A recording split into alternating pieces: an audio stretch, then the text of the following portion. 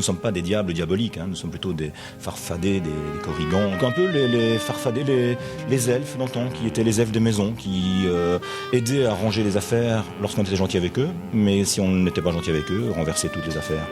Donc on est sympa, mais sans plus. C'est pour ça que la tête de devant, par exemple, a des yeux bleus, lapsus, a des yeux bleus, et la tête de derrière a des yeux rouges, parce que le diable, c'est quand même c'est le côté bipolaire de l'individu, la dualité de l'être, et donc il y a le côté trahison, avec le côté amusant, qu'on conserve amusant. Donc il y a ce rouge dans les yeux, les cornes, la bouche, comme je disais tout à l'heure, le bleu, le blanc et le noir dans les poils, pour garder les poils de la barbe ou les cheveux, pour avoir quand même un côté humain, parce que nos diables ont quand même quelque chose qui reste humain quelque part.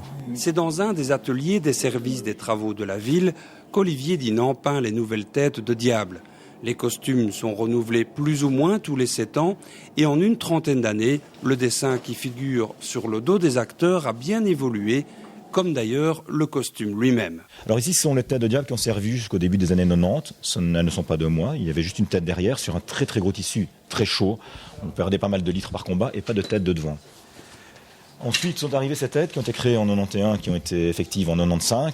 Ici, elle est orangée, mais c'est les couches successives de sable qui nous ont fait déteindre. Toujours sur un tissu lourd, déjà une coupe plus honnête, et devant les premières petites têtes qui étaient assez révolutionnaires, qui permettaient de nous rendre remarquables une fois que nous n'avions plus de ruban après le combat.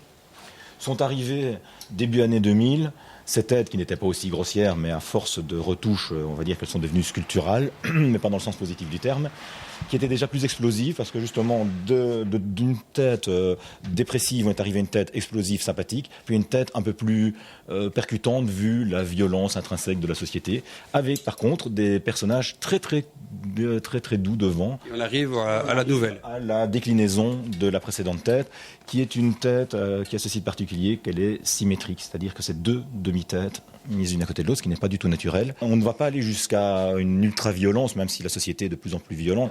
C'est montrer un côté pétillant avec le côté trahison explosif plus grand, malgré tout. Salut, bonjour. Les petits diables. Mais si 2010 est à marquer d'une pierre blanche pour les frères Alphonse, ce n'est pas qu'une question vestimentaire. Michael sera diable pour la première fois et il retrouvera dans l'arène son frère Albert, 13 années au compteur.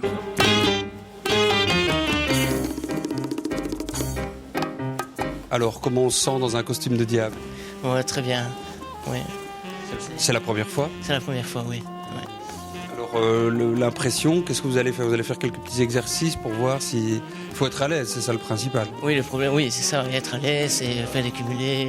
Ce qu'il y a, c'est que dans le rond, en fait, au bout d'un quart de 20 minutes, avec la transpiration, en fait, on est un peu serré dans le costume et bon, voilà, qu'il doit être un petit peu plus large, quoi.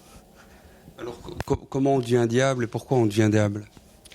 En fait, ce qu'il y a, c'est que depuis X années, que mon frère, il fait le diable dans le rond, et alors, à force, participer à la réunion, tout ça, aller au combat, tout ça, et après, on devait devenir diable comme son frère, quoi. Il est déjà rentré depuis 2005 comme porteur de vessie, donc il était déjà mon porteur, c'était déjà quelque chose déjà de magique, quoi.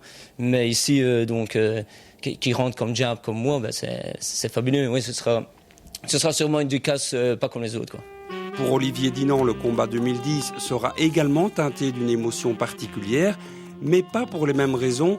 Ce 30 mai, il enfilera pour la dernière fois son costume de diable. J'espère pour mon dernier combat vivre une vraie ducasse avec beaucoup de liberté, mais bon, je ne quitte pas pour autant le giron du Lumeçon, parce que les costumes, il faudra quand même terminer les réserves, il faudra encore faire différentes choses, et puis on compte bien relancer quand même le site, donc c'est une page qui se tourne, il faut bien partir de toute façon, et ça se rajeunit, c'est heureux, c'est quand même mon 22e combat.